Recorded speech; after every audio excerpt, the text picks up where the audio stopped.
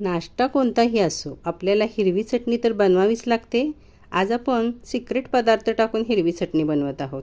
1 cup पुदिना घेतला आहे आणि त्यामध्ये 2 हिरव्या मिरच्या कापून टाकल्या आहेत, 2 आल्याचे तुकडे टाकले आहेत, अर्धा कप कोथिंबीर घेतलेली आहे आणि यामध्ये आपण 2 चमचे ब्रेड क्रम्सचा वापर करत आहोत. ब्रेड क्रम्स नसतील तर एखादा ब्रेडचा पीस तुम्ही मोठे तुकडे करून यामध्ये टाकला तरी देखील चालेल. ब्रेड क्रम्स टाकल्यानंतर यामध्ये चवीपुरतं मीठ टाकून घ्यायचं आहे, 1 चमचा जिरं टाकलं आहे आणि पाव चमचा साखर टाकली आहे. 1 मोठा चमचा दही टाकायचा आहे, याने चव खूप छान येते या चटणीला. आणि 2 बर्फाचे खडे टाकून ही चटणी आपण वाटून घ्यायची आहे. मस्त एकसंध अशी हिरवीगार चटणी तयार होते.